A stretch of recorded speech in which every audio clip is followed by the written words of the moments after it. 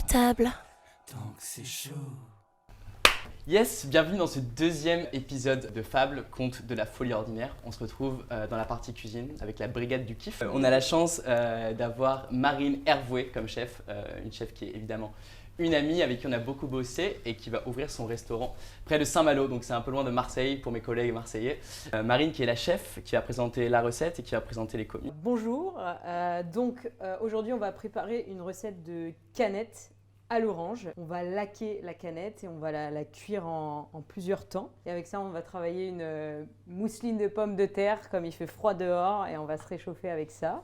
Alors Isabelle sera avec moi pour laquer la canette et réaliser la sauce.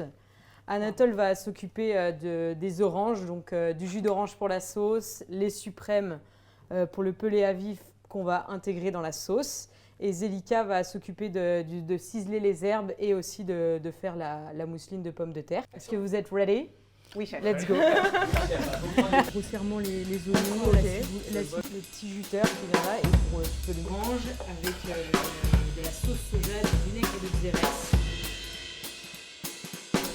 Prends pas trop de liberté artistique, Isabelle. On reste. Tu peux y aller. Hein. Ah, ok, non, parce que j'y vais tout doucement. Tu peux être généreuse et on va le mettre au four. Du coup, ça, on va le cuire en 2-3 temps, 15-20 minutes. On en met sur le cucu. Oh, Tac. bah, c'est vachement agréable. Et toi, Anatole, à part Ouais, pardon. ta recette préférée, c'est le jus d'orange ou... Ma recette préférée, ça va être... Non, je pense que c'est le poulet curry coco. Ah, Ah, yeah. oh pas mal. là là. Oh mon dieu. Super. C'est parti. Je veux pas dire, mais j'ai le sentiment qu'Isabelle a la tâche la plus facile. Elle a juste peint le canard, quoi. Ah, c'est trop sympa, César, un petit cours de cuisine. Je sais pas si c'est un cours, hein, c'est plutôt une application d'un processus. Ok, non, mais je vois le... Non, mais c'est parfait comme ça. Pourquoi J'ai tu hâte me de- regardes? J'ai hâte de voir celle de Zelika et celle Ouais. d'Anatole. Mais c'est ça le problème de ton émission, c'est que je suis tellement concentré que je n'arrive pas à parler. Je sens qu'Isabelle, t'es rentrée dans un état méditatif là. Non, parce que... non, mais cherche un petit bol. complètement, c'est un travail manuel assez agréable. Sans bouche. Ok, d'accord. Donc on la retire. du coup, tu le prends dans ta On main. peut faire plein de trucs ensemble, des ping-pong à ma gauche. Parce que aussi Marine joue au ping-pong. Ah, c'est vrai? Ouais. C'est vrai? Moi, j'adore jouer au ping-pong. C'est quoi ton coup fort au ping-pong, celui où J'ai un service qui marche très bien. Ah ouais, pas mal. tu Et, restes dans la restauration quand même. Il y a quand même la notion de service. ouais, et puis... Non, en vrai, je suis un peu imprévisible. Mais t'en fais en club ou... Ouais, j'en fais en club, je fais de la compète. Ah oui, non, tu joues très bien au ping-pong. Je joue pas très bien, je joue Bah, plutôt tu bien. fais de la compète. Je fais de la compète, ouais. Ok, d'accord. Moi, je joue l'été pendant 2 semaines en maillot de bain avec mes claquettes, en fait. Moi aussi. Mais j'adore. Mais... Quand je joue avec des potes en campagne, je suis la personne à abattre, clairement. Ah ok, d'accord. Donc, limite, les Ok. gens ne boivent pas au déjeuner justement pour m'éclater la gueule pendant que moi je bois et je me prends pas à la tête. Ok. Voilà, c'est ça. Vous savez qu'Anatole a été coach sportif aussi. Non, mais... Ah, c'est vrai? Alors, j'ai pendant longtemps essayé de réussir dans le football, D'accord, en tant que quoi? en tant que footballeur. En tant que footballeur. Ouais, en tant que footballeur. Non, mais en position. C'est Ah. ça ta question. Non, c'était ma question. Non, je ne coupais pas les oranges pour les titulaires. Non, ouais, du coup, je suis parti vivre en Angleterre, en Belgique, au Luxembourg.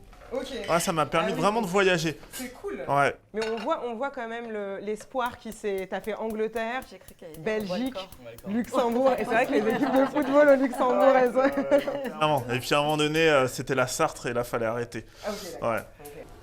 On va rajouter les effets Alors là, spéciaux. qu'est-ce qu'on fait Alors là, je fais la sauce du canard. Donc du coup, c'est un caramel qui est déglacé au grand marnier, au vinaigre de xérès. Et ensuite, on va venir rajouter le jus d'orange, ainsi que un jus de volaille. On va laisser cuire ça pendant une dizaine de minutes. Et ce sera prêt. Tu peux venir si tu veux faire ça. Tiens. Tu peux venir râper. Ça fait partie des grands classiques que plus ou moins tu apprends à l'école. Et après, tu réutilises des classiques, tu les transformes et voilà. Hein, c'est... Alors, attends, juste dans quel sens? Tu peux venir là, on va le réarroser un gros coup.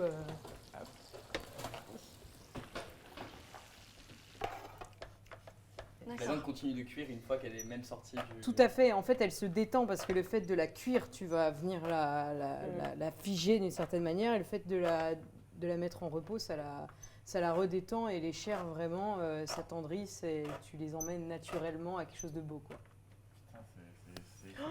C'est de la science et de la poésie. C'est beau. Ça va, la mort de Maïté, ça t'a pas trop choqué? Quand même, c'était... Ouais, ça m'a fait un truc quand même. Ouais, hein. moi Je me aussi, suis revu, franchement, c'est c'était- toute notre jeunesse, Ouais. quoi. C'est, Ouais, non, peut-être pas moi du coup. Maïté, c'était quand même une figure féminine de la cuisine, même si, quoi Oui. qu'on puisse en penser, c'était très, très traditionnel. Son accent, ouais, c'est ça. Non, mais c'est... La façon de parler aux cailles avant de les Ah, anguilles ça, et c'est tout, l'anguille. ouais. Je te le faire travailler. Tu vas pas très vite, quand même. hein. Depuis Tu veux tu qu'on- veux que j'aille plus C'est vite une blague.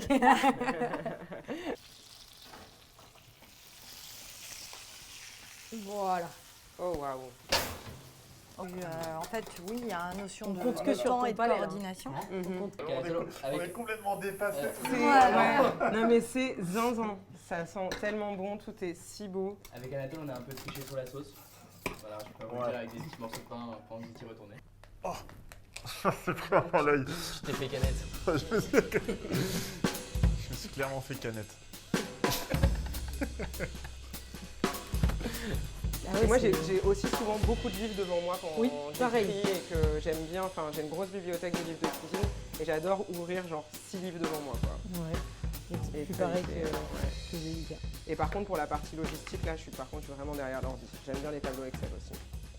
Moi, vraiment, c'est maladif pour moi. Moi, j'ai une copie de Excel. Moi aussi. C'est horrible. On est bon, Voilà, hein, on est bon. C'est chef super. Bah, bravo déjà. Bravo. Merci. Bravo à vous. Hein. Moi, j'ai presque rien fait. Hein. Oui, Oui, à c'est vrai, d'autres, à ouais. d'autres. On coupera sur le montage. Plusieurs assiettes. C'est ça exactement. quoi. Non, Et en ça fait, va tu trop fais- loin. Tu fais croire que c'est des vrais plats, mais en fait pas du tout. Ça, c'est impossible. J'irai pas. Ah Voilà. oui, Moi, c'est j'irai pas dans joli. ton Pas restaurant. du tout. hein. Oh là là. Du coup, bah, merci Marine pour la recette. Merci Avec évidemment au commis. Merci à Isabelle qu'on peut applaudir quand même. Bravo qui a Bravo, été Isabelle. sur la patate. Merci à Anatole évidemment pour le professionnalisme et les oranges aussi quoi. Et merci à Zélica. On va passer à table, j'allais dire, mais à table podcast. À table. Tant que c'est chaud. Tu veux faire le clap, Zélica? Qu'est-ce que c'est? C'est juste un clap? Ok, alors.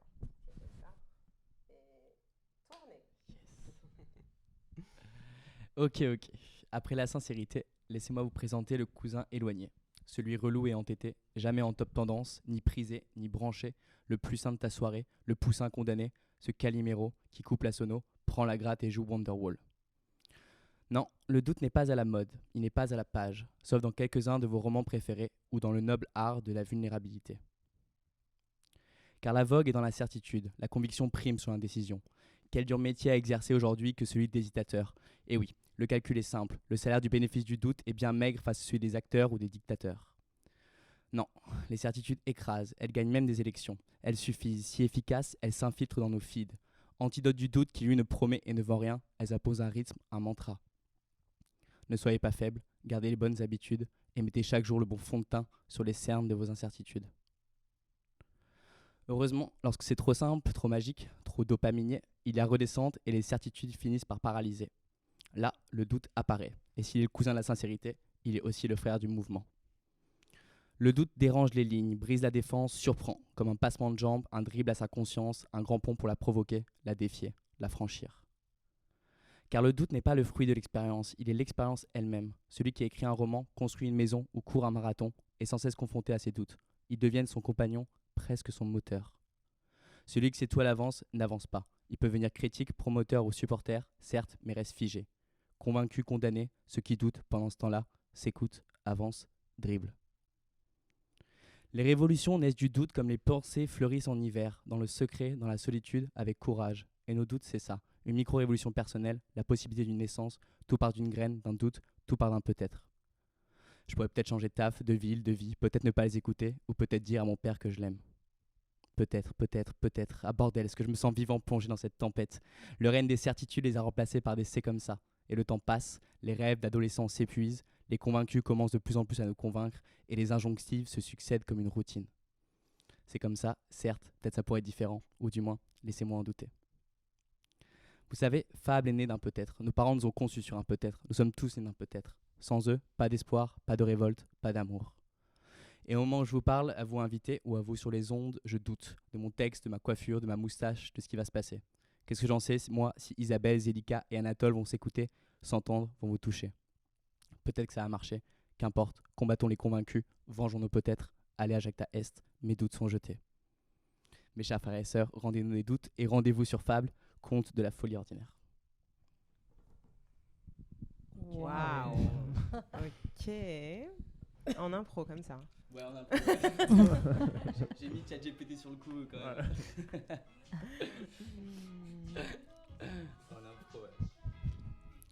Oh. C'est un album que personne connaît de Queen mais qui est génial. Louba. Je l'ai entendu il n'y a pas si longtemps que ça. J'ai essayé de me flinguer avec vos trucs rock.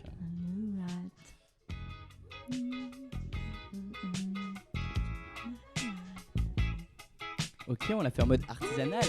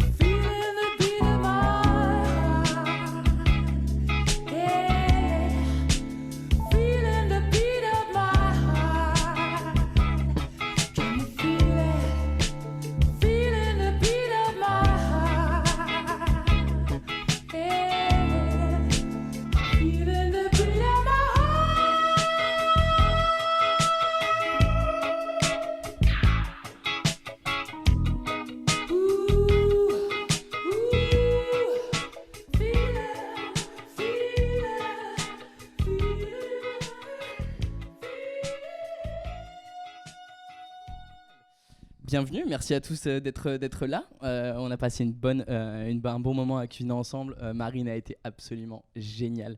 Et cette canette à l'orange et à la purée mousseline avec très peu de matière grasse, hein, bizarrement. On n'a pas cru quand on a goûté, mais il y avait très peu de beurre. Ouais. C'était assez light. C'était Ouais. assez léger, ouais. Avec beaucoup de goût. On a un coach sportif avec nous, donc bon, il fallait un petit peu qu'on s'adapte un petit peu à ça. Coach sportif et écrivain, évidemment. Du coup, je vais vous présenter un petit peu les invités de cette deuxième édition de Fable. On a enlevé les cigarettes, on a enlevé l'alcool, la loi E20 nous malmène. Du coup, déjà Zélika, merci d'être là. Merci à Zélika, délicat mélange entre douceur et énergie. Elle est sweet and sour. Sa cuisine est littéraire, presque manuscrite. Quoi ? Trop calorique? Et alors? Retourne bosser dans l'agence de com de ton père, ta doudoune sans manche mérite, ton sac Basic Fit aussi, laisse les kiffeurs et les blessing bitch apprécier l'hostie, notre pain perdu de ce jour. Prions, vous tous disciples des reliques de Zélika, membres du syndicat du péché de gourmandise, prions mes chers frères et sœurs, car ces pâtisseries attisent, activent tes 5 sens et réactivent tes 7 chakras. Croque la pomme d'amour, Ève, t'inquiète, Zélika l'a glacée au sirop d'érable. Et toi, Adam, petit con, la pomme à ton nom vibre d'envie. Et pendant que Ève croque, toi, tu te mords les lèvres. Zélie, elle, devant la scène, sourit. Il faut d'ailleurs parler de son sourire en distance, en superficie. Quand il s'élargit, il a une surface équivalente au lac de Côme. Si, voyez plutôt par vous-même. C'est immense. Démonstration symbolique du phénomène de cause et de conséquence. Sa générosité se transmet dans vos canines. Difficile d'éviter le rictus. Pourquoi résister? À bouche, que veux-tu? Laisse glisser. Regarde-toi, tes lèvres prennent déjà la forme d'une parenthèse. Cause, conséquence, caro diario, certo bello. Pas étonnant qu'elle ait un smiley comme logo. Ok, tu commences à capter la vibe. C'est Paris, chérie, c'est pas Marseille, bébé. C'est les Davon au petit déjeuner, et si c'est cool, c'est chambé. C'est suite américaine à Paris au lycée, puis Jean Gagny au dîner. C'est pas réussir à accepter un salon beige, c'est Freud sur la table de nuit, et c'est surtout choisir le casse-croûte de 4 heures plutôt que le casse-couille de boss à la même heure. Faut vibrer, monter son projet, créer des liens, finir les coupures, ouvrir son journal intime, et pour une fois, réaliser ce qu'on a écrit dedans. Faut se lever à l'heure, faire monter cette putain de ganache, et après 12 heures en cuisine, rassembler ses forces et laisser étendre ce que vous savez déjà, ce qu'il y a de plus beau et de plus grand chez Zélika, son sourire. Fin de service, début de l'aventure. Zélika, bienvenue. Oh waouh, je tremble d'émotion. T'as vu juste avec un appel en plein cagnard en fumant des clopes? C'est d'une beauté. Merci beaucoup. Ça me fait plaisir, Zélika. Oh là là. Ensuite, du coup, Isabelle que j'ai rencontrée en travaillant. En fait, Zélika un petit peu aussi, d'une autre façon. Une frange dessinée sur AutoCAD. Main dans les poches pour le AD Top 100 à la Françoise Hardy. Costume noir à la Dutronc. Isabelle, Stanislas de Trèfle, le sourire en coin comme porte-bonheur, pique mon attention sur les carreaux de Rivoli. Passe devant moi, modeste manager de serveurs et de bougies, et s'assoit. Ok, chambé la daronne, comme elle dirait. Voilà le menu, dame de cœur, à vous l'honneur. Ça, c'est pour l'entrée en matière, ce qui pour une architecte n'est pas surprenant. Mais la matière lui va bien. Rencontrer Isabelle, c'est ça. Un rendez-vous avec la matière et une certaine manière de faire. Par exemple, pour commencer dans la vie, elle vendait des barrettes tout court. Ouais, des barrettes qu'elle confectionnait avec quelques aquarelles vendues 10 francs aux passants de la butte Montmartre. Il fallait bien payer ses études, c'était beau, c'était bohème, c'était ça la vie avant Insta et Vinted. Ouais, faut le dire aux autres générations quand même, les plus jeunes, là c'est vrai qu'il y avait ça avant quand même, on pouvait quand même se démerder quoi. Elle qui finit major de promo en fumant des pétards, allongée sur un canapé à refaire le monde dans les idées et tenter de les défaire sur papier. Sa frange, déjà ombrelle d'une table à dessin, ses mains prêtes à bricoler un destin, le diplôme en poche, certes, mais toujours l'esprit des premiers refrains. Et là, c'est ici que tout démarre. Un homme parapluie cigare, première commande, on jette les tongs, talons hauts, ambition aiguille. Les couloirs de Montmartre ne suffisent plus, les boulevards appellent, les boutiques de Zadig et Voltaire répondent, puis celles d'Hermès, de Céline et de Cartier. Il faut créer, designer, détourner la matière, retourner en arrière, se séparer des spots, dessiner de nouvelles lumières. Faut prendre le temps, faire le bilan calmement, se remémorer chaque instant, rester patient, les choses s'assemblent comme une mosaïque. Il faut innover, rester soi-même, fuir le prosaïque. Et pendant que je portais des palettes, elle choisissait celle de la salle des fêtes de l'Élysée. Elle est passée d'architecte d'éther à designer d'état, quand même. Tout ça en n'étant jamais à l'heure, altruiste, et en a fait une odeur, un parfum d'intérieur nommé 20h15, presque prête. Grâce à elle, le retard a un parfum. Et le retard, comme chacun sait, c'est la politesse des artistes. Laissons la ponctualité aux experts comptables et aux promoteurs immobiliers. Isabelle, tu m'as dit que l'audace était une preuve d'élégance, et malgré les honneurs, je sais que tu resteras toujours cet ado, cachant à ses parents dans les escaliers, sa paire de Santiago entre l'ascenseur et le compteur. Ta première audace, ton premier pas, en Santiago, face à cette longue route qui t'a mené à l'élégance. Et elle t'a aussi mené à Fable. Bienvenue Isabelle. Waouh, moi je souris. Il n'y a pas beaucoup de gens qui relatent cette histoire-là et ce passé-là. Sur la paire de Santiago ou la les paire de aquarelles Santiago, les aquarelles. Non, mais en vrai, c'était super touchant quand on avait fait, parce que vous avez fait un peu l'expérience, mais c'était un peu d'aller chercher des petites anecdotes. Et c'est vrai que c'était trop mignon, le côté bohème jusqu'ici, quoi. Et les aquarelles, quand même, sur la butte Montmartre, c'était quand même déjà, c'était cadeau, quoi, pour moi, quoi. C'était génial, quoi. C'est génial. Ma rencontre avec Anatole, The Last One, le plus jeune aussi, c'est Jean Gabin qui rencontre Patrick Devers, le whisky face au gin tonic. Bistrot, Pigalle le jour, lui serein, un expresso posé, le corps dégagé. Quelques envolées de voix que ramène un terre à regard fixé. Face à lui, un loupard hyperactif, pressé de tellement de rien que ça devient de tout. Un espresso, un allongé, un verre de blanc. Accoudé sur la table comme si c'était la dernière planche du Titanic, fumant clope sur clope comme si elle coûtait encore 5 francs. Anatole, l'auteur de L'ombre des choses, qui voulait que le soleil le frappe au visage, et moi, le fils d'une ville qui, quand le soleil devient roi, l'ombre devient une déesse. La ville moyenne de son roman, la phocéenne de mon enfance, tous deux réunis dans la ville lumière où les rêveurs, les farceurs et les écrivains se croisent. Boire un café avec Anatole donne envie de rentrer à pied, de ne pas prendre les transports en commun, de garder ce moment pour soi. Et la littérature, c'est aussi ça, comme une longue marche solitaire pour fuir quelque chose ou pour rentrer chez soi. Fidèle au support de son art, l'écrivain est un papier, légèrement brisé, légèrement froissé. Il écrit. Ses pieds lui font mal, ses mains gigotent, on pourrait le croire dans le malheur, mais il est juste dans l'inconfort. Constant, permanent, presque addictif. Les sons métalliques des doigts pianotent un clavier sans mélodie pour que l'harmonie apparaisse à l'écran. Il est tard, mais il faut tisser en soi, tisser sa toile, les mains tellement courbées qu'elles prennent la forme d'une araignée. Anatole, la tendresse de ton livre et celle dans ton regard m'a rappelé qu'écrire, malgré toutes ces nuits passées seul face à mon écran, ça valait quand même la peine. Ta poésie de l'ennui, de l'observation, de la contemplation, ta façon de faire de ta littérature une chambre d'enfant, ta façon d'être un petit frère, à l'ombre d'un autre, à l'ombre des mots. Anatole, tu m'as surtout rappelé qu'écrire, c'est frôler le désir, de mettre en lumière l'ombre des choses. J'ai toujours l'impression que quand j'étais proche de l'amour, je m'éloignais des livres, et quand j'étais loin de l'amour, je m'en rapprochais. Et après ce qu'a fait avec Anatole, j'étais proche des deux, et aujourd'hui, il est près de nous. Anatole, bienvenue dans Fable, conte de la folie ordinaire. Merci beaucoup. Je suis très touché par cette présentation. L'ombre des choses, du coup, de Anatole Édouard Nicolo, prix du roman envoyé par la Poste. On aura l'occasion d'avoir un petit extrait lu par Zelika, du coup, qui fait la passe décisive à Anatole là-dessus. Donc, évidemment, un livre qu'il faut avoir lu, qui commence à bien marcher après une tournée dans 50 villes. Un petit peu moins, une quarantaine de villes. Et puis des magnifiques rencontres, des festivals, des rencontres en librairie, c'était vraiment génial. Ouais, c'est vrai qu'il n'y a pas que les chefs qui tournent aussi, qui font des tournées internationales, les écrivains aussi. Sauf que bon, il y a Bergerac qui arrive. C'était quoi la ville la plus petite ville que t'es faite? C'est Bergerac.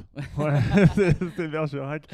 Franchement, lorsque ma maison d'édition m'ont dit, mon éditrice m'a dit, faut que tu ailles faire une séance de dédicace à Bergerac. Je me suis dit, oh là, ça me paraît un peu bourbier quand même, à mon avis. Enfin, même par rapport aux propos du livre, j'étais pas sûr du tout de l'accueil.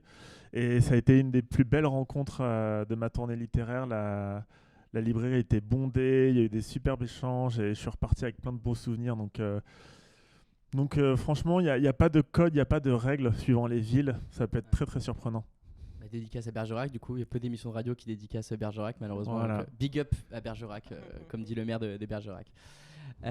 Du coup, je suis très heureux de vous revenir aujourd'hui. Voilà, je vous ai introduit d'une façon un petit peu plus personnelle. J'espère que les gens qui connaissent chacun des invités pourront aussi identifier quelques petites histoires qu'ils ont dérobées pendant des discussions. Donc, je suis très heureux de vous réunir aujourd'hui, bien sûr pour vos immenses talents, votre charisme naturel, vos coupes de cheveux étincelantes et vos sourires désarmants de splendeur, mais aussi pour ce qui vous lie sans vous croiser. Littérature, cuisine, architecture. Vos disciplines finissent par interagir avec quelqu'un, mais dans des sens différents. Bouche, œil, cœur, sentiment de bien-être ou réflexion, lieu de rencontre avec les autres ou avec soi-même. Bref, vous avez tous des métiers qui touchent. Qu'est-ce que chacun de vous utilise de la discipline de l'autre dans son métier? Qu'est-ce qui, d'une certaine façon, vous lie? La page blanche. La page blanche, toi? Ah ouais? Je pense que nous trois, en fait, on est assujettis à la page blanche. C'est-à-dire que, en fait, je parle pour moi, pour le coup. Quand on me propose un projet, je sors mon calque et c'est la page blanche. Quand tu inventes une recette de cuisine, ou toi, quand tu penses à un nouveau roman. Mais la page blanche, peut-être, elle peut être nécessaire un petit peu au début, un temps de réflexion. La page blanche de l'écrivain, c'est plus lié évidemment à la... Mais toi, tu commences c'est vrai que tout le monde commence d'une page blanche, quoi. C'est notre point commun, je crois. C'est vrai. Mais est-ce que tu as des moments où tu n'as pas d'idée du tout pendant un moment? Je crois que c'est rare. Ouais, quand même. Ouais. Putain, c'est rare, ça fuse tout le temps, jour et nuit, quoi. Je suis très fatiguée, c'est horrible. Mais puis surtout, je suis toujours en recherche d'inspiration. Ici, là où on est, en fait, il y a beaucoup d'inspiration. Sur le chemin, il y avait beaucoup d'inspiration, une musique dans un taxi, en fait, une certaine route, le parcours, c'est hyper important. Ouais, je suis complètement d'accord. Je pense que c'est ce qui nous rejoint tous les trois, ou même tous les quatre, c'est que ça ne s'arrête jamais. Jamais vraiment, j'imagine. et qu'on est sans arrêt très éveillé à ce qui nous entoure, aux détails et à ce qu'on peut soit goûter, soit ressentir, voir. Et c'est quelque chose qu'on retrouve chez tous les créateurs, peu importe leur style, peu importe leur art. Je pense que c'est ce qui relie tout la création. Le fait d'être éveillé, de rester toujours très très curieux. Peut-être que les experts comptables sont attentifs à d'autres détails, mais peut-être moins de l'extérieur, quoi. On parlait du tableau Excel, c'est toi qui en parlais. Ouais, c'est toi. Ouais. Mais non, mais je suis sûre qu'il y a aussi beaucoup de création dans les métiers des chiffres. Je suis sûre que ça demande de l'imagination, de la créativité. Et je veux pas dénigrer mon comptable s'il écoute cette conversation. En fait, tu veux un prêt de ta banquière. On a capté ta technique. Hein. Voilà, je veux qu'elle ait de l'imagination dans ce qu'elle va m'accorder. Mais oui, non, mais je suis d'accord avec vous. C'est vrai que ce qui nous unit, c'est la page blanche, mais c'est le prélude à tout moment créatif. En fait, c'est ce moment où tu te poses des questions, où tout est ouvert, où tout est possible, et où à la fois, t'es contraint par un environnement, par un moment, un environnement, et aussi où t'es ouvert à ce qui t'est, je sais pas, ce qui t'est arrivé récemment, à ce qui te constitue. Enfin voilà, c'est en fait, et puis la page blanche, c'est déjà une première réponse au doute, quoi. Clairement. C'est une première confrontation au doute, en fait. Carrément une première confrontation au doute. Zilika, tes créations sont très graphiques, évidemment, et tu me parlais aussi du fait que, en dehors de l'expérience gastronomique, tu voulais créer un objet en soi. Et il y a un côté un petit peu architectural aussi, donc c'est peut-être pour faire un petit peu le lien entre Isabelle et toi, parce que tu as utilisé souvent le mot architecture, construction dans ton processus artistique et créatif de cuisine. Comment toi tu le perçois à présent ou vis-à-vis de tes créations ? En fait, je suis désolée, j'ai utilisé le mot architecture, mais j'espère que je ne l'ai pas trop galvaudé quand je vais parler à César. Non, mais c'est absolument génial, parce que en fait, tout est création et tout est structure. Et je fais aussi des objets pour la cuisine. Ouais, donc il y a le lien un peu évident, quoi. Ouais, c'est ça. En fait, quand j'envisage évidemment, ça dépend des projets, mais il y a des projets sur lesquels je vais envisager quelque chose qui se rapproche d'un objet où mon acte il va commencer par un crayon dans la main, par je sais pas, le fait de décortiquer ce qui est possible de faire avec un ingrédient, etc. Et c'est vrai que dans ce cas-là, j'ai vraiment l'impression de construire quelque chose un peu ex nihilo et à penser à un résultat visuel, parfois même avant de penser à la recette ou au goût, ou il y a cette première recherche esthétique. Et après j'essaye d'appliquer des recettes, des techniques, voir ce qui est possible, ce qui n'est pas possible. Voilà. Et c'est hyper intéressant parce que le process en architecture, tu vois, c'est la recherche de la fonction. Et en fait, vraiment, l'utilisation de la fonction, c'est-à-dire lorsque le design en fait s'intègre dans l'architecture, en fait fait même part entière, la fonction va d'un meuble à de l'art de la table, à la manière de dormir, la manière de se doucher, etc. Donc c'est vachement lié. En fait, il y a une horizontalité qui est hyper belle. Et c'est complètement lié, en fait, 100% même. Ouais, c'est hyper... t'as raison, c'est super intéressant. Ouais. Déjà, il y a un lien qui est un peu plus évident. Tu as passé beaucoup de temps à dessiner des nouvelles lumières. Ça fait partie de ta carrière artistique. Et Anatole a écrit L'ombre des choses. Donc, je ne sais pas si c'est pour... À l'ombre des choses. Donc, est-ce que justement, il y a un rapport quand on dessine une nouvelle lumière à l'ombre ? Toi, ta relation à la lumière, elle est très intéressante dans le livre que je vous invite évidemment à lire. Mais à la fois, c'est pas une éloge de l'ombre, qui est un super bouquin de Tanaki, mais c'est du coup cette relation entre la lumière d'un autre et l'ombre qu'on a de soi. Tu me parlais aussi de l'ombre dans les relations familiales, même dans l'amitié. Et toi, c'est vrai qu'il y a une relation à l'ombre aussi qui se crée quand tu dessines une nouvelle lumière. Tu penses à l'ombre ? En fait, il n'y a pas de lumière sans ombre. Ça n'existe pas. Et les deux existent communément. Et en fait, quand on étudie la lumière, la lumière, je pense qu'elle est très très belle quand elle est invisible. Et c'est là qu'elle commence à exister. Oui, tout à fait. Je pense qu'on a tendance à les comparer, à les mettre en opposition, la lumière et l'ombre. Et en tout cas, moi, dans mon roman, j'ai voulu que ça soit un roman assez ambivalent, c'est-à-dire qu'on pouvait avoir de l'ombre, de la lumière, et qu'il y avait forcément du positif dans les deux. Et en revanche, c'est pour ça que je parle à l'ombre des choses. Là, ça se caractérise avec plusieurs façons. Il y a l'ombre d'une société, d'une famille, et puis même d'une relation amoureuse. Mais il y a beaucoup de protection dans le fait d'être dans l'ombre, dans le fait d'être un peu caché. On a tendance à voir ça de façon plutôt négative, alors qu'il y a beaucoup de douceur aussi, je crois, dans cette notion-là. Et c'est magnifique parce que en fait, ça crée un paramètre d'intimité. Et puis, ce que je trouve beau, en fait, c'est de ne pas offrir toute sa lumière. Et ce que tu as relaté sur moi tout à l'heure, en fait, pas grand monde le sait. Et je trouve ça très très beau de l'entendre aujourd'hui, tu vois. Ça me fait super plaisir. Mais Tu me l'as dit comme une ombre et je l'ai transformé un petit peu plus en lumière dans l'idée. ouais, mais tu m'as eu parce que en fait, on est tellement à l'aise avec toi que on peut raconter beaucoup de choses. Et puis on est à l'abri des regards avec toi. Donc Ouais, vois c'est vrai. Là, c'est vrai que là, c'est un peu moins. Ça s'illustre un petit peu moins de façon plus claire. Mais en tout cas, c'est pour ça que je suis un bon serveur en fait. Chez We Are Rollin, en fait, c'est que les gens, je fais un service de merde. Mais par contre, vu que je suis un petit peu près sympathique, c'est que du remplissage quoi. C'est que du remplissage. Et franchement, bravo pour tes présentations, parce que elles sont vraiment magnifiques. Bon, ça me fait plaisir. Je t'ai presque fait une déclaration d'amour dedans en plus. Ça m'a beaucoup touché. J'espère que tu as vu la petite passe décisive quoi. Donc bon, on va revenir un petit peu au doute. À présent que l'on sait pourquoi nous sommes là, doutons ensemble, si je peux me permettre. C'est marrant parce que chacun, je vous ai posé une question très rapide sur les doutes et chacun a répondu quelque chose de différent. Mais du coup, je me suis dit, ok, on va plutôt extraire ça parce que je pense que c'est ça qui peut être un petit peu intéressant. Donc voilà, c'était un peu sur questionner la place des doutes dans nos quotidiens, dans nos habitudes et dans nos secrets. Alors, je vais séparer le doute en deux questions, on va dire. Quelle est la place du doute dans votre processus de création ? Est-ce qu'il est présent au début, pendant l'action ou après réalisation ? Ou alors c'est un doute qui est permanent et constant. Mon Dieu. Moi, il est présent au début, il est présent après, il n'est pas très présent pendant. C'est drôle, en fait, c'est drôle qu'on ait commencé à parler d'ombre, parce que pour moi, ombre et doute, c'est aussi lié. C'est le moment où tu es le plus vulnérable, où tu te questionnes, ou en tout cas, c'est pas des choses que voilà, en tant que personne qui parfois tu mènes des équipes, etc. Les moments de doute, c'est des moments aussi que tu caches, qui sont moins exposés, qui sont vraiment à l'ombre. Et pour moi, c'est le début d'un projet. Et quand je suis au contact du client, quand je suis au contact parfois d'une équipe, c'est pas des moments pendant lesquels je laisse le doute s'exprimer.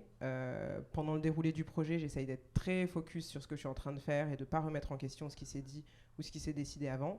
Et par contre, à l'issue du projet, là par contre, oui, ça peut de nouveau m'assaillir et puis me dire, et puis en plus il y a des nouvelles idées qui éclosent. Enfin, tu vois, c'est genre tu te dis mais donc ouais. Personnellement, c'est comme ça que ça s'exprime. Moi, c'est complètement différent. Alors, le doute m'habite du premier moment au dernier moment. Constant. C'est constant. J'y réfléchis jour et nuit et je remets en cause à chaque fois, à chaque seconde, jusqu'au moment où, en fait, je ressens l'équilibre parfait et ça devient une évidence. Et lorsque je touche cet équilibre-là, il y a une espèce d'apaisement et de bonheur. Et en fait, rien ne peut être mis en cause derrière. Et c'est vraiment cette notion d'équilibre constant entre l'architecture intérieure, le mobilier, la musique, la lumière, les matières. Et entre le doute et l'évidence aussi, du coup ? Pardon ? En termes d'équilibre. En termes d'équilibre, non. En fait, à la fin, c'est une évidence visuelle et sensorielle. C'est beau, c'est un moment de grâce. Ouais. Ah, c'est vrai que on peut parler aussi de la grâce, parce que chacun a plus ou moins un peu essayé de la chercher, ou du moins de la frôler, comme un peu un premier baiser. Mais ok, toi ta relation... Justement, j'étais en train d'écouter vos témoignages. Je sais pas trop si je doute. Je pense que je parlerai plus de... Non, ouais, donc je peux partir. Merci, merci César pour l'invitation. On tourne pour votre invitation. Non, mais en fait, je pense que dans mon processus créatif, il y a beaucoup de peur plutôt que les doutes, parce que moi, le doute, je le rattache vachement à des expériences passées. Généralement, lorsque je doute, je vais comparer une situation avec une autre que j'ai pu vivre. Et lorsque j'écris, déjà, c'est un acte assez spontané. Je me pose pas beaucoup de questions. Je suis primo-romancier, donc je peux pas vraiment comparer avec une longue carrière. Et puis, et donc voilà, il y a quelque chose où j'ai cette nécessité d'écrire, presque de me défouler. Le doute peut venir après, peut-être vraiment après, en me disant est-ce que mon roman va marcher, ou voilà, est-ce que je vais avoir un bel accueil, comment je vais pouvoir défendre mon roman. Mais dans mon processus créatif, il n'y a pas vraiment de doute. Mais j'ai des peurs. J'ai la peur de me dévoiler, j'ai la peur d'en faire trop, de ne pas assez en faire, j'ai la peur de ne pas être forcément bon. Mais je pense qu'il y a une vraie différence entre le doute et la peur. Ouais.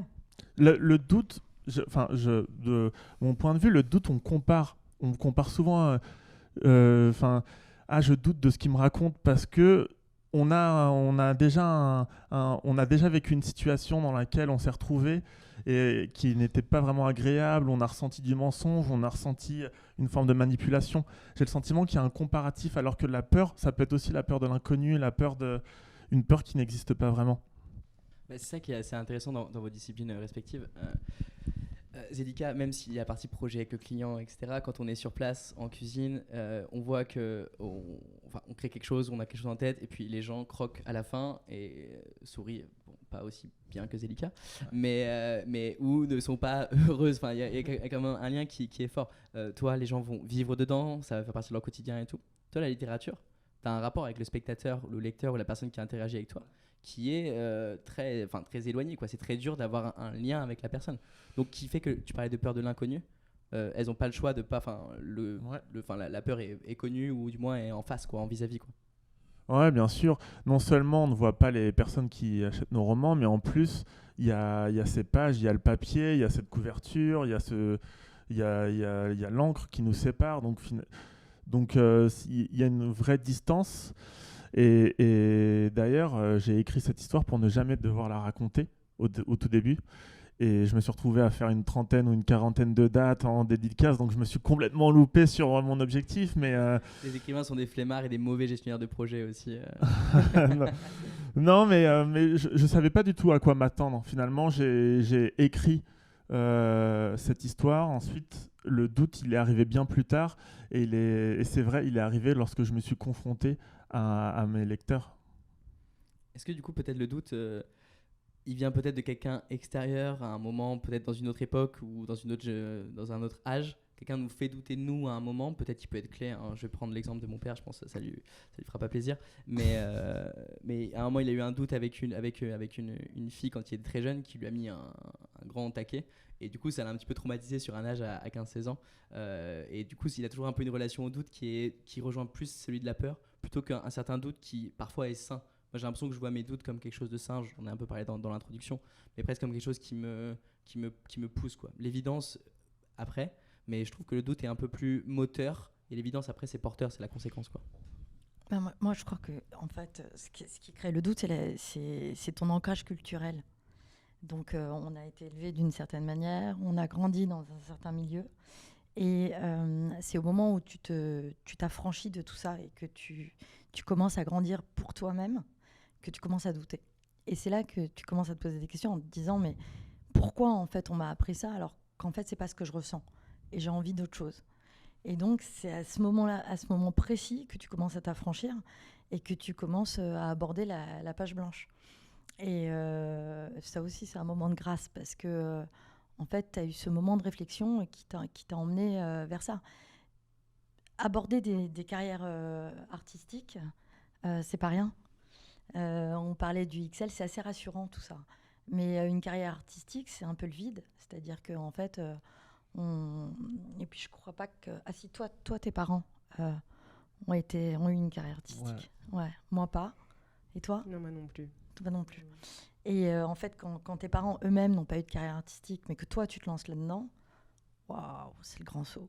C'est le grand saut. C'est un gars un peu particulier. Attends, Ouais. César, j'ai une question. Est-ce que tu as une définition du Robert du doute ou pas? Putain, Tu t'es noté ça ou c'est pas? qu'en plus, j'ai pensé à le faire. Ah, c'est vrai. J'ai pensé non, à non, le mais faire, t'inquiète. mais à chaque fois, moi je suis plus Larousse normalement, mais je vais faire un. Ah ouais? Ouais, Ok. par attachement émotionnel.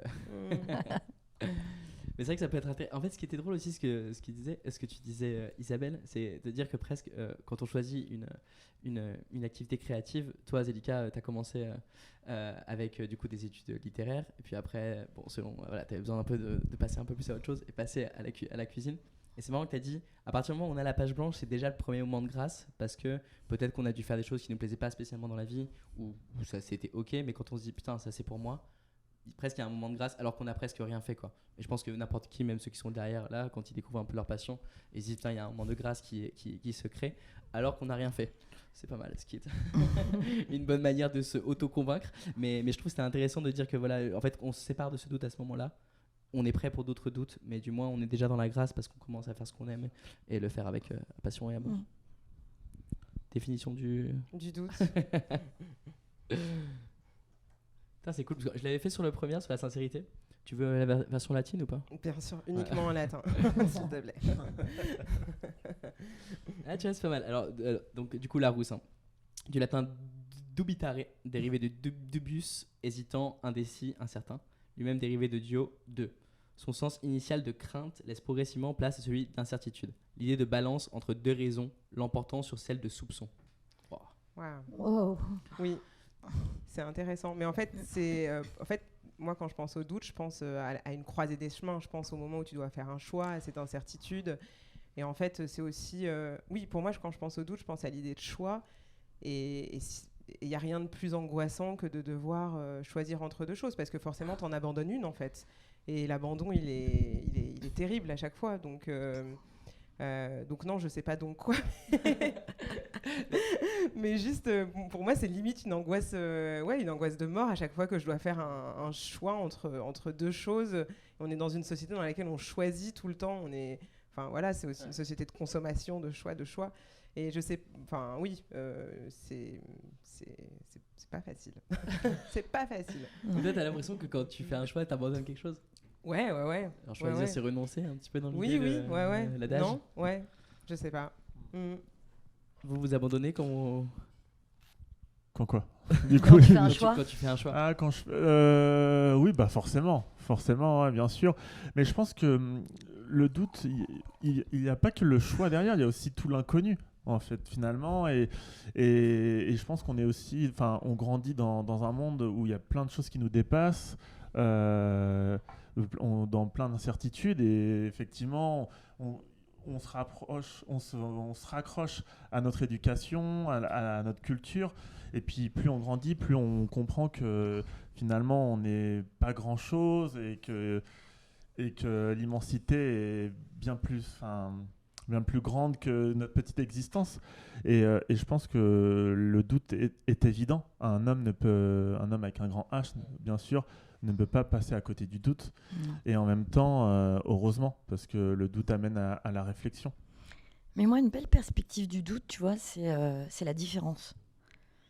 En fait, c'est que quand tu doutes de quelque chose, évidemment, tu vas abandonner quelque chose, mais tu vas pas l'abandonner complètement, en fait. Tu vas le replacer ailleurs. Et en fait, tu te dis que cette chose que tu abandonnes, elle a peut-être un meilleur rôle quelque part, ou même une meilleure fonction quelque part. Donc, en fait, tu n'abandonnes jamais complètement. Je suis complètement d'accord. c'est c'est réconfortant. juste pour dire Ouais. ça. Et Ouais. Réconfortant, C'est exactement. réconfortant. C'est plutôt Ouais. réconfortant qu'autre chose. Ouais, Bah ouais. c'est Et puis moi, réconfortant. il y a une phrase du coup que je déteste, c'est lorsqu'on me dit quand il y a un doute, il n'y a Il y a pas plus de de doute. doute. Mais C'est pas du vrai. n'importe quoi, ça. C'est pas vrai. Mais c'est complètement con. C'est pas vrai. Ça, c'est une phrase qui me hante, mais je la trouve monstrueuse, Elle en est fait. monstrueuse, bien sûr. Moi, j'ai douté pour des choses. J'ai énormément douté. J'ai eu mal au ventre, j'ai eu des crampes d'estomac, et finalement, je suis allé dans cette direction, et ça a été les meilleures décisions de ma vie. Donc, je te rejoins. Je te rejoins, Isabelle. Et c'est pour ça, tu vois, que je reviens à la notion d'équilibre. Parce que, en fait, quand tu arrives à toucher cet équilibre après avoir passé plusieurs doutes, d'ailleurs, petit aparté, donc, C'est pour ça que je m'habille toujours en noir et que je porte que des chemises blanches. Parce que, en fait, le matin, quand je me réveille, je veux m'enlever ce doute-là de savoir si je vais pouvoir mettre une couleur, supporter la couleur ou pas. Enfin, c'est... Ah ouais? Ouais, parce que... Effectivement, ça tente beaucoup. Ouais. Ouais. Et en Mais fait... c'est beau. T'as à fleur de peau. Parf- Sur tes émotions, sur tes sensations. Enfin, je veux dire, une couleur. Oui. Oui. Waouh. Si je porte, par exemple, du rouge, c'est très difficile pour moi parce qu'en fait, ça me prend mon énergie. Le fait d'être dans une neutralité totale me permet de finalement juste me focus sur mon esprit et pas le reste et pas ce qui m'entoure. Et donc, faire un métier d'architecte, en fait, c'est une prise de décision en moyenne toutes les minutes. C'est terrifiant. C'est toutes les minutes. Et c'est pour ça que, en fait, le temps, et je parlais du temps tout à l'heure, et de la musique, et du rythme, c'est hyper important. Parce que, en fait, le temps t'apaise, le temps permet de ressentir les choses, et puis de dessiner un chemin, et puis de trouver justement ce chemin d'équilibre, et qui à un moment devient une telle évidence et une libération, évidemment. Parce que pendant tout ce temps-là, en fait, t'étais dans un chemin sinueux. J'ai perdu mon idée de base. Mais Il y avait des couleurs de outfit. il y avait les couleurs d'outfit, il y avait l'énergie en fait que ça te prenait, mais on disait qu'on n'aimait pas cette phrase quand il y a un doute, il n'y a pas de doute. quand il y a un doute, il n'y a pas de doute, parce que c'est pas vrai en fait. C'est pas vrai du tout. Je pense que chaque chose peut être replacée ailleurs, différemment, transformée. Chaque chose a une saveur différente. En fait, quand tu vas faire des associations, voilà, c'est ça. Quand tu vas faire des associations particulières et que tu vas choisir un type d'association, tu vas arriver à un certain équilibre, tu vas arriver à un certain goût, tu vas arriver à un certain esthétique. Et c'est ça que je trouve beau en fait dans le doute, c'est qu'à chaque fois tu replaces les choses. Et c'est vraiment une version très positive du doute et pas du tout comme on le définit en fait. Oui, enfin Robert ou Larousse. Ouais, moi je trouve ça hyper constructeur, hyper constructeur. Puis dans le doute, il y a la notion aussi de la liberté, c'est sublime. Après, je pense il ne faut pas oublier que les doutes, ça peut aussi nuire à certains. Pour ceux, en fait, qui s'enferment dans leur Ouais, doute. c'est ça. Je pense que ça peut être une vraie prison pour certains. Ouais. Et si tu t'enfermes, en fait, dans le doute, bah, t'avances pas. Mais en fait, si au contraire, le doute te fait avancer, et justement, tu vois, c'est un axe de réflexion, un deuxième axe de réflexion, etc., en fait, c'est mon petit copain qui me parlait de fractal. En fait, que tout est fractal. Petite dédicace à Olivier. Olivier qu'on embrasse. Voilà. Très beau sourire aussi, Olivier. Ouais. Mais tout est fractal, en fait. C'est-à-dire que tu pars d'un tout petit point de réflexion et puis après qui va tac, en fait s'agrandir jusqu'à arriver en fait à la taille de l'univers et en fait te dire ok, je suis là au bon moment. Avec le bon son, le bon rythme, et toutes les étoiles s'alignent, etc. Mais c'est super beau, quoi. Enfin... On va faire une petite pause musicale, ça vous dérange pas, avec un choix de Isabelle. Alors on va mettre celle d'Isabelle, Cortex, I Heard a Sigh. Et puis après, on se retrouve rapidement ensemble. Donc là, l'ingénieur son va péter un câble parce qu'on va envoyer la musique sur l'enceinte. Mais ça, il sourit.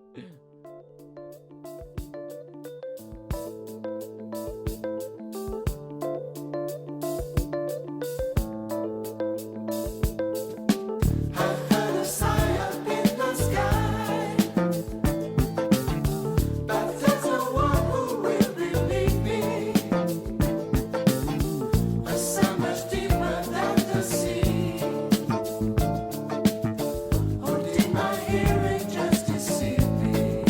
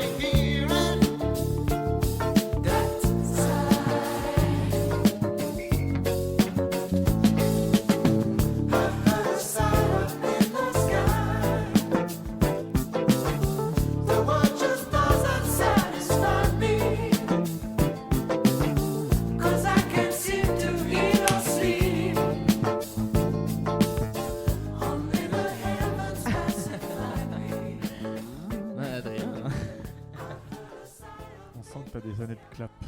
Clapper. Clapper. On est bon? Yes, good, merci les filles. Ok, donc du coup, on va un petit peu accélérer le cours des choses. On va essayer de moins douter.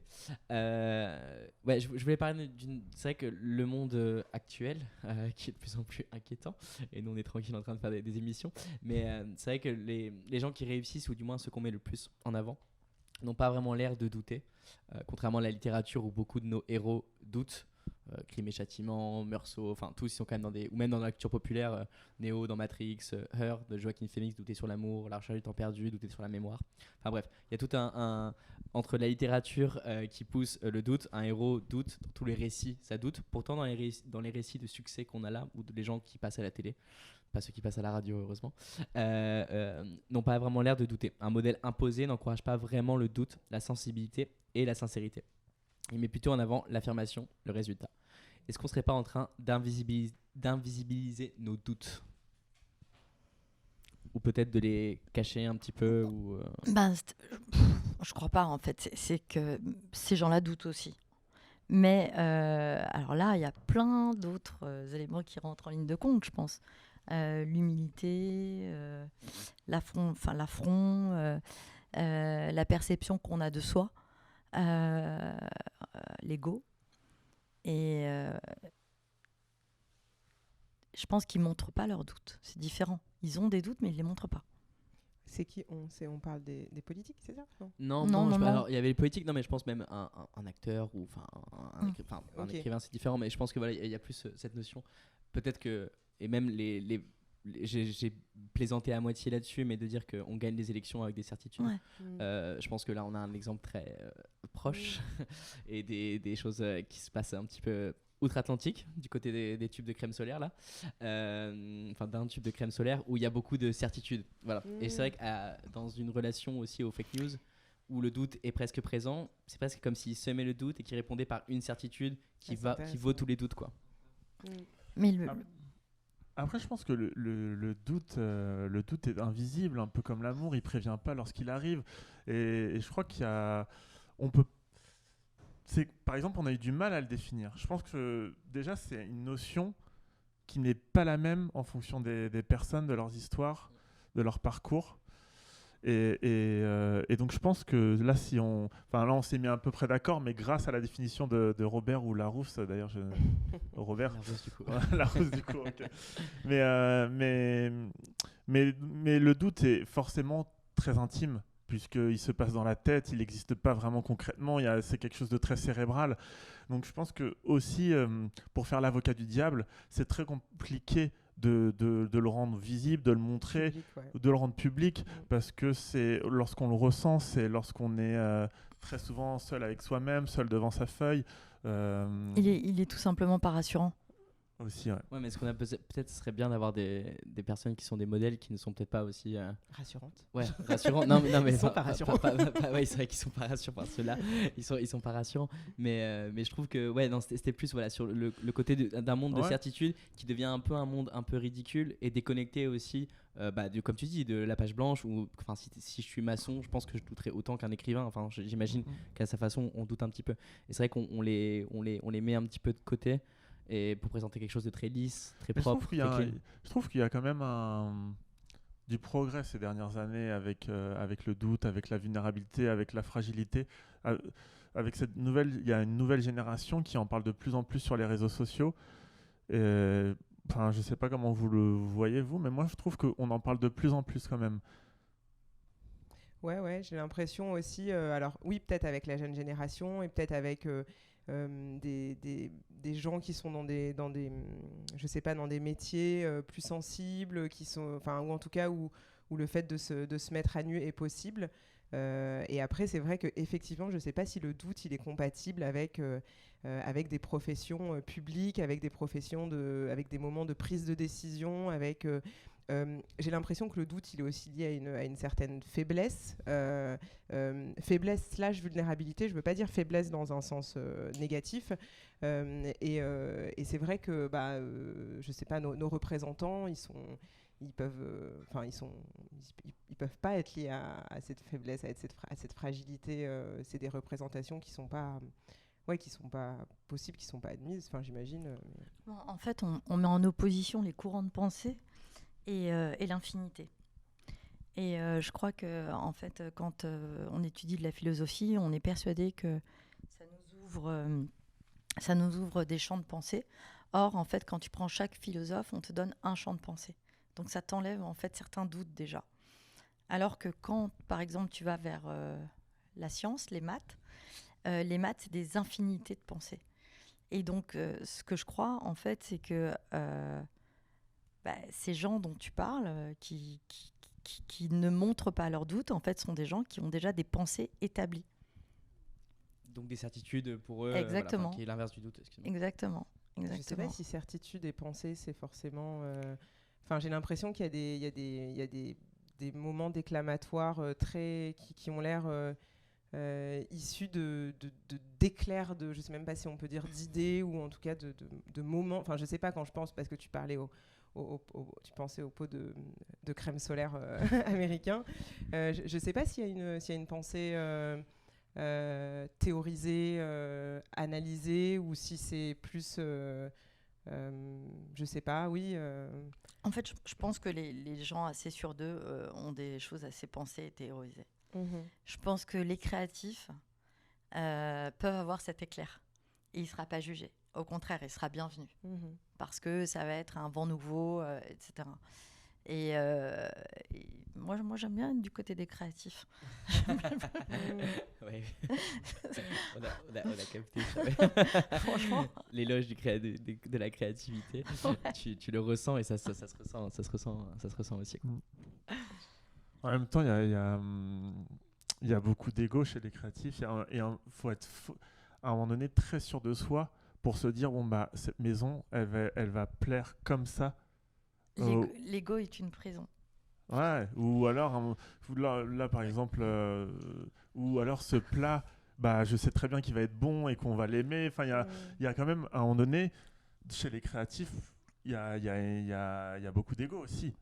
Ouais, mais je te dis, en fait, moi je trouve que l'ego est une vraie prison, quoi, parce que, en fait, ça t'enferme dans des lignes de pensée, dans des convictions, ça t'enferme vers une attitude aussi. Ça, c'est absolument terrible. En fait, quand tu as trop d'ego, t'es pas forcément humble. Ouais, c'est l'excès d'ego plutôt. Voilà, ça, ouais. C'est l'excès d'ego. Et en fait, je pense que tout ça, ça se travaille. Mais on en revient à ce que tu disais au départ, la curiosité. La curiosité. C'est-à-dire que si tu t'ouvres justement à cette horizontalité des différentes... axes de pensée, de travail, la cuisine, la littérature, la musique. En fait, quand tu t'ouvres à tout ça, je trouve que même un artiste, en fait, quand tu regardes son travail, peut-être première approche, tu vas regarder et puis tu vas dire je comprends pas. Enfin, qu'est-ce qu'il a voulu dire? C'est quoi? Mais il a fait ça, mais c'est pas possible, c'est trop simple. Et puis, en fait, tu y réfléchis. Et puis, tu essaies de se mettre dans sa peau, dans son histoire. Et puis, là, tu commences à regarder les choses avec un nouvel œil, avec une nouvelle pensée. Voilà, après, c'est un chemin qui demande du temps. Et le temps, c'est un vrai luxe. Que l'artiste peut avoir ou pas forcément, ouais, c'est ça. J'aimerais du coup passer sur une autre partie, peut-être un petit peu plus personnelle. On a eu le temps un petit peu de faire connaissance, donc j'espère qu'on peut s'offrir ce petit cadre. Je crois qu'on est les seuls à être bénis par le soleil avec Zélika. Ouais. Ça va, ça te dérange? On a de la chance, non? On en a manqué ces derniers temps, moi je suis ravie. C'est vrai que moi j'étais à Marseille en Italie, du coup j'ai pu m'ensoleiller un petit peu. Stop bragging. Yes, je l'attendais, là, le franglish, là, je le voulais, putain, depuis le début je le cherchais. Savais, tu m'avais dit que tu l'attendais, c'est pour ça, je sers. Donc du coup peut-être une question que je vais peut-être vous poser chacun plus individuellement. À qui parlez-vous de vos doutes? Du coup on a beaucoup il dit que c'était peut-être quelque chose de sincère, mais on a tous des gens dans nos vies qui comptent, des maris, des enfants, des frères, des grands-mères. À qui parlez-vous de vos doutes et dans quel cadre ou espace vous vous sentez capable de pouvoir en parler, et dans quel cas ça vous apporte aussi quelque chose en retour? Alors, moi je suis très bavarde et j'adore me faire conseiller.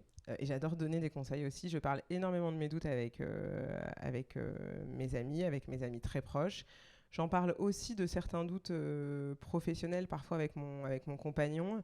Même si lui, c'est un homme des métiers de chiffres, donc il est aussi plus rationnel, voilà. Mais avec mes amis, je m'ouvre beaucoup. Et j'adore en discuter, et l'oralité, moi, elle me fait avancer très vite. Enfin, j'ai besoin de communiquer, j'ai besoin d'échanger. C'est rare que j'arrive à des certitudes, à des prises de décision, à des directions, juste par le fruit de ma pensée seule, quoi. J'ai besoin d'échanger. Pour ma part, c'est un petit peu la même chose. J'ai besoin de faire sortir mes doutes. Je vais plutôt me confier avec ma famille, parce que j'ai tout simplement besoin d'être dans un espace protégé, sans jugement. C'est très très compliqué pour moi de dévoiler mes faiblesses, mes peurs. Et donc je vais le faire dans un environnement où il y a beaucoup beaucoup d'amour. Dans le bouquin, quand même, tu révèles quand même pas mal de tes faiblesses. Ouais, c'est très paradoxal, mais, Ouais. mais bon, je pense que dans l'écriture, il y a quelque chose de très instable, de très paradoxal finalement. Donc, ça serait compliqué Hors sujet, hors cadre. Hors cadre. Hors cadre. On va douter sur cette question, César. Isabelle, Moi, je les écris. c'est toi qui es censé répondre ça.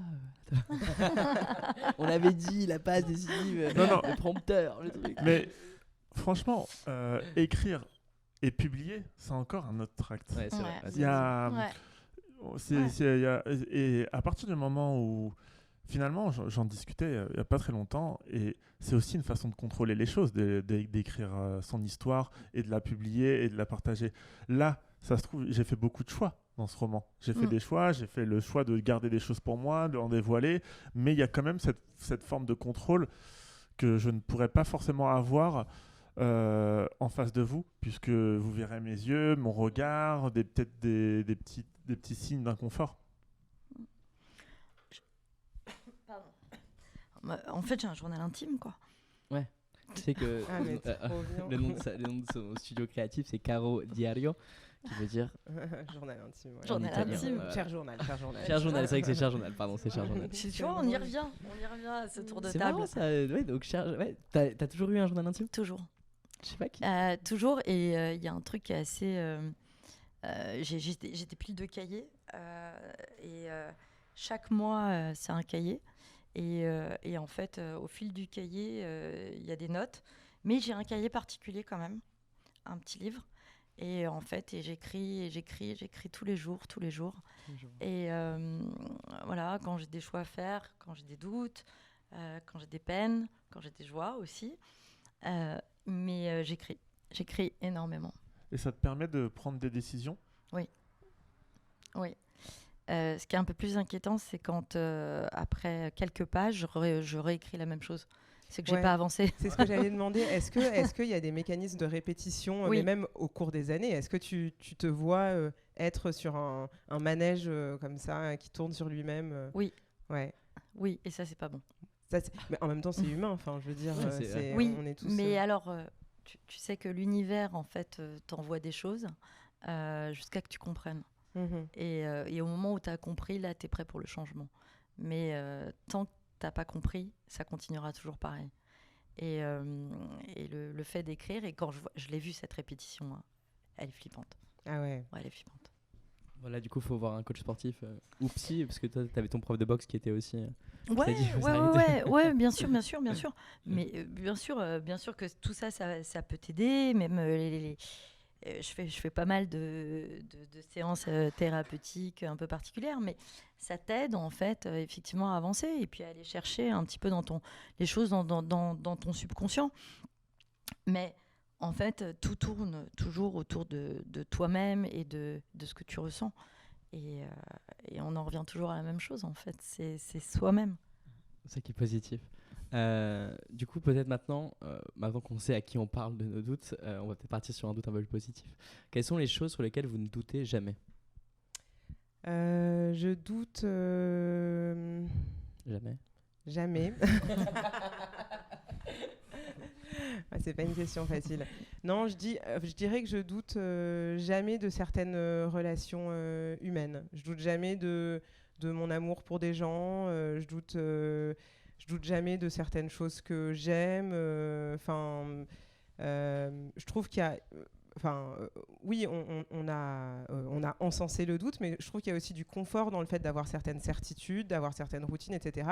Et moi, il y a des choses qui sont consubstantielles de qui je suis, qui me font exister, et j'en doute jamais, et ça me fait du bien. Enfin, je doute jamais qu'il faut que je fasse, je sais pas, 10 jours de randonnée dans une année pour me sentir bien, qu'il faut que j'apporte de l'amour à mes amis, et vice-versa.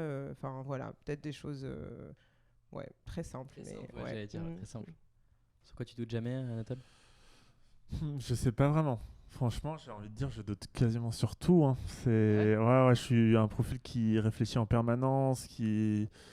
Après, sur... l'amour de ta mère pour toi, ou l'amour que tu peux avoir pour eux, tu vois, ça peut aussi être des choses de ta grand-mère, Ouais. ça peut aussi être des choses simples. Bah oui, sur certaines relations humaines qui sont des bases... Oui, il y a certaines... Il a scanné, tu vois. Lui, non, lui, elle, oui. Non, mais voilà, Elle, tu moyen. vois.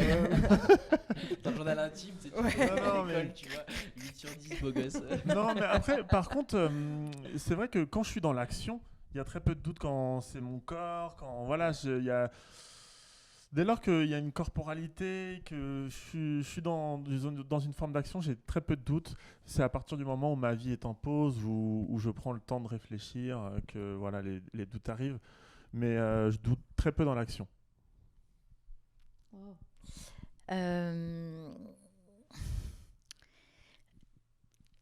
Je crois mon travail il est axé vachement sur et ma vie aussi sur la recherche de l'essentiel. Donc je crois que je doute pas quand j'ai mes essentiels à manger, à boire. Ah ouais, c'est marrant comme on a tous ramené à des choses très simples, Très évidentes basiques. presque. Ouais. Mais mine de rien, si on nous les enlève, là ça devient vraiment. Là, ça devient critique en problématique fait. critique, ouais. Ouais, ça devient critique, tu vois. Mes enfants, l'amour, c'est les essentiels de vie. Et on s'en éloigne tellement, en fait, aujourd'hui. Et ça, c'est pas possible, c'est plus possible. C'est ça, il faut remettre les choses en ordre, quoi. C'est marrant que tu as parlé de la randonnée. Tu pourrais te dire, par exemple, tu vois, ça presque devient un essentiel maintenant de dire, bon, quoi qu'il arrive, prendre quand même 10 jours de randonnée. Oui. Chacun a ses petits trucs. Mais c'est marrant que tu aies dit ça. Et aussi l'amour, tu vois, les gens qui t'entourent, les amis, mais aussi 10 jours de randonnée. Et des fois, on s'en éloigne un petit peu trop de ces 10 jours de randonnée ou de plonger en mer, de faire ce que vous voulez là-dessus, quoi. Ouais. Dernière question. Je voulais revenir un peu au peut-être parce que j'en ai fait la petite éloge. J'ai voulu encourager nos peut-être intimes et plus les peut-être aussi collectifs. Vous souvenez-vous d'un peut-être qui a changé votre vie? Moi je m'en souviens bien. Hein. Qu'on peut partager? Ouais. Un peut-être, il y en a eu plein en vrai. Mais le premier peut-être, c'était quand je venais de finir une école d'archi-int et que les Beaux-Arts ouvraient ses portes en fait pour la première fois et la seule fois sur des carnets de dessin. Et ce jour-là, je me suis dit, peut-être que je vais continuer mes études et peut-être que je vais déposer mon dossier. Et j'ai été acceptée, quoi. Alors qu'en fait, j'avais pas du tout le profil pour être acceptée. Ouais. Et voilà, et c'est passé comme ça. Et en fait, ça a été le tournant de ma vie, la chance de ma vie, ça a été mon avenir, ça a été mon histoire, tout, quoi. Tout. Ah ouais, je m'en souviendrai toujours, mon Dieu. Moi, je me souviens lorsque j'étais adolescent et c'était ma première connerie. Parce que j'étais avec des potes, un groupe d'amis, on faisait que des conneries à la fin du collège. Nos mères, elles terminaient très tard le soir. Et donc là, on fait une grosse connerie, on se retrouve en garde à vue, etc. Et là, je me retrouve avec mes potes d'enfance qui sont des doux rêveurs comme moi. Et là, on se retrouve en garde à vue, on se dit, oh mais putain, qu'est-ce qu'on fout là, quoi. Peut-être qu'on a merdé. Ouais. Et là, peut-être que c'est vraiment pas ça ma direction. Et je me souviens que j'étais donc les flics nous avaient pas séparés parce que généralement on sépare les brigands, les délinquants. Et comme on était jeunes, les flics nous avaient pas séparés. On s'était retrouvés. Il y avait un silence de cathédrale. On se retrouvait, on se regardait dans les yeux, on savait pas quoi se dire. Et je me souviens de cette pensée en me disant, Mais Anatole, c'est pas ça ta vie là. Franchement, tu es en train de partir en live alors que dans le fond, tu as envie de t'as envie de rêver, tu as envie de faire des belles choses, de grandir et donc ouais, c'est à ce moment-là. Ah, c'est beau. Ah, c'est un beau peut-être. Ouais. Il est dans le bouquin, petit spoiler. C'est bien parce qu'en fait, il n'entend pas sur le micro là, donc je peux te dire des trucs qu'à toi en Ah, fait. c'est vrai Ouais, parce qu'ils ont pas notre micro là. Mais bien sûr que si, j'entends. Ah ouais? Mais Il y a bien que sûr. nous Tu m'as pas? Pas dans le micro, genre. Bref, Ah ouais. Non. on a nos petits secrets avec Zélika. Ah, mais vous avez entendu tout ce qu'on a dit depuis le début? Mais non. Le doute. Ah, vous savez en fait, parce que c'est dialogue de sourds depuis le début. Ah non, le Loubar, gros c'est vraiment du. quiproquo. On est très très professionnel. Hein. Puis à la fin, ah mais ça. Bon, Zélika, le peut-être de la fin. Le peut-être, moi, mon peut-être, je dirais que ça a été la décision. J'ai eu un début de vingtaine où j'étais très triste, où j'ai eu beaucoup d'angoisse, où j'ai eu, qui n'était pas le moment de la vingtaine heureuse et insouciante, etc. Et je crois que le peut-être qui a changé ma vie, c'est que c'est d'avoir décidé à faire, de m'être décidée à faire une psychanalyse jeune, parce que j'ai commencé à 23 ans. Et ça m'a beaucoup coûté. Ça m'a beaucoup coûté en temps, en argent, aussi en angoisse, parce que c'était dur. Mais je crois que c'est ce qui m'a aussi libérée et ce qui m'a appris à me connaître et ce qui a changé ma vie, en fait. Voilà. T'as parfaitement répondu à la question. Du coup, merci à vous d'avoir été là pour échanger là-dessus. J'étais content qu'on ait un peu des générations différentes, des personnes qui viennent aussi d'horizons différentes. La chanson qui va passer là maintenant s'appelle Les gens qui doutent de Anne Sylvestre. mais La ouais. plus belle chanson du monde. Voilà, on va la mettre en post-prod, mais on va la mettre sur l'enceinte. On va garder un petit peu ce moment pour nous, comme vous peut-être vous gardez vos doutes un petit peu pour vous aussi. Mais voilà, l'idée c'est qu'on ait pu avoir un espace pour faire part de nos doutes et puis aussi de les encenser d'une autre façon. Et surtout, n'oubliez pas de faire confiance à vos peut-être. Hein. Parfois, ça peut changer une vie, quoi. Ça peut vous faire changer de direction, ça peut vous révéler, ou ça peut peut-être un petit peu stresser l'angoisse et en faire un bonheur ensuite, quoi. Merci à vous, restez vous-même et restez surtout sur Loubar, surtout.